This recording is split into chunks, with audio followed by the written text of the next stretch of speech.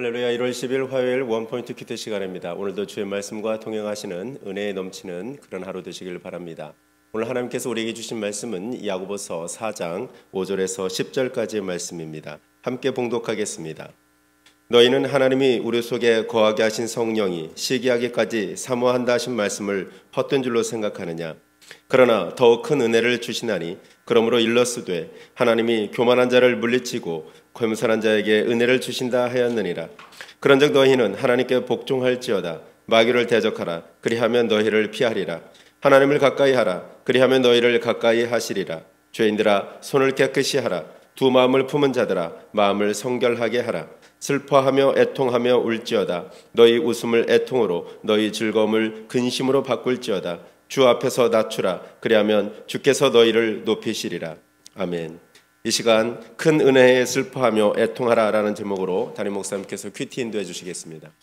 네, 오늘도 우리 복된 화요일 되기를 바랍니다. 야고보서 4장 5절 6절의 말씀을 보시면은 오늘 하나님의 은혜인데 여기 재미있는 표현을 썼습니다. 6절에 보니까 그러나 더욱 큰 은혜를 주시나니. 우리가 영어로 하면 great grace, 큰 은혜가 있다는 거죠. 여러분, 은혜가 뭐겠습니까? 구원받은 게 큰 은혜입니다. 그러나 구원의 완성은 더 큰 은혜입니다. 그럼 그 사이에 우리가 성화라는 과정이 있습니다. 저와 여러분은 이 세상을 살면서 거룩하게 되어져 가는 연단의 과정, 광야교회에 있다는 사실을 결코 여러분 망각하면 안 됩니다. 왜냐하면 마치 예수 믿고 나면 이 땅이 천국인 걸로 착각하는 분들이 있어요. 그러다 보니까 고난을 당하고 빈핍을 당하고 때로는 예수 때문에 핍박을 당하는 경우를 보면서 낭망에 빠질 때가 들어있는데 결코 그렇지 않습니다. 우리의 영원한 처소는 우리 주님이 예비하러 갔어요. 그렇다면 우리가 내가 지금 어디에 있는지를 정확하게 아셔야 돼요. 세상에 주님과 동행하는 곳에 물론 천국의 기쁨과 맛을 누립니다만 동시에 이 세상은 미혹하는 자가 있고 시험하는 자가 있고 오늘 우리를 공격해오는 자가 있습니다. 왜 우리를 공격할까요? 공격하면 우리가 당하기 때문이에요. 미혹하면 우리가 미혹을 받기 때문이에요. 시험하면 시험에 빠질 수 있는 이 본성이 있기 때문이에요. 그러니까 우리가 정신을 차리지 아니하면 우리는 이모저모 저 영원한 장망성을 향하여 갈 때 수많은 우리는 위기의 계곡을 넘을 수밖에 없는 것이죠. 오늘 5절에 보니까 성경은 우리에게 뭐라고 말씀합니까? 너희는 하나님이 우리 속에 거하게 하신 성령. 자, 예수님이 떠나시면서 또 다른 보혜사를 우리에게 보내주셨습니다. 근데 이 성령님은 사도행전 2장에서 보여준 것처럼 하나님의 보좌에서 오른손으로 예수님 받아서 우리에게 보내주셨습니다. 성령이 아니고는 예수를 주라고 말할 수 없습니다. 성령이 아니고는 말씀을 깨달을 수 없습니다. 성령이 아니고는 우리가 우리 속에 하나님에 대한 말씀의 확신과 소망을 가질 수 없습니다. 그러므로 성령이 있기 때문에 여러분이 주의 자녀가 된 겁니다. 그런데 그 성령님을 근심시키지 말라 그랬어요. 성령님은 인격적인 분이고 성령님은 우리와 인격적으로 소통하기를 즐겨하셔요. 부모가 재산을 다 가지고 자녀들이 부모 벌벌 떨면서 아버지 생일 축하합니다. 얼굴 하나 여러분 웃음기 없이 그러면서 눈치 보고 힐끔힐끔 보고 혹시 부모가 나한테 유산을 줄까 안 줄까 여기만 관심 가지면 아버지가 얼마나 마음이 공허하고 허망하겠어요. 네? 잘해주는 자녀들이 다 오히려 돈을 숭배하는 거지 아버지를 존경하는 게 아니잖아요. 네?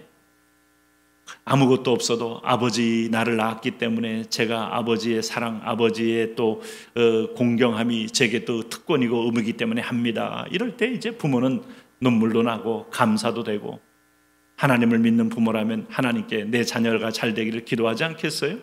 은혜가 앞서느냐 아니면 다른 세상의 어떤 이 비은혜적인 우상이 앞서느냐? 여러분 그거 할 때 인간은요 누구의 종이 되느냐가 선명하게 드러나게 돼 있어요. 성령님은 하나님의 종이 되기 위해서 우리를 불러내신 겁니다. 그리스도의 종, 그리스도와 연합.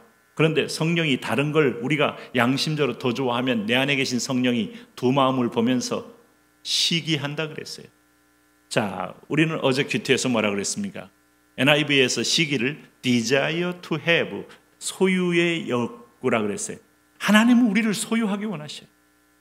근데 하나님의 소유는 창조주기 때문에 나의 참 아버지이기 때문에 진짜 복받는 길입니다. 그런데 거짓된 아비도 우리를 소유하려고 그래요.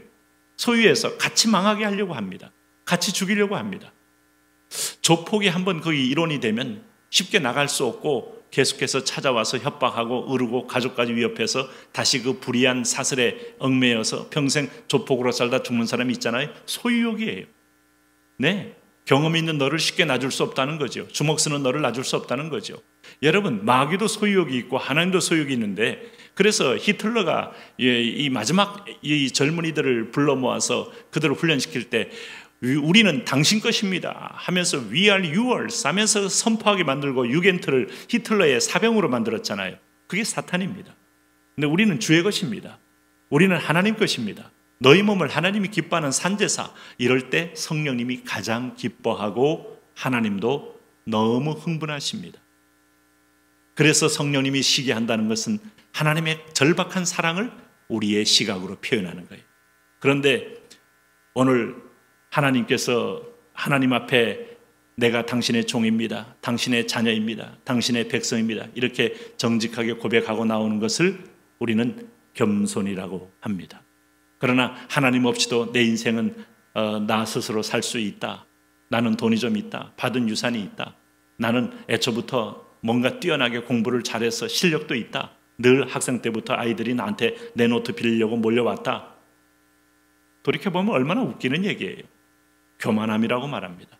그래서 교만한 자는 이미 가장 불행한 자가 되는 거고, 왜? 모든 은혜와 지식과 지혜의 원천이 하나님의 공급으로 이루어지는데 그 공급을 스스로 끊는 자리가 교만한 자리예요. 그러나 겸손한 자리는 하나님께 코드를 꽂는 자리입니다. 그래서 6절에 그러나 더욱 큰 은혜를 주시나니 그러므로 이르렀을 때 하나님이 교만한 자를 물리치시고 겸손한 자에게 은혜를 주신다 하였느니라. 참 재미있는 것은 우리가 이 지구상에서 중력이라는 걸 발견했어요.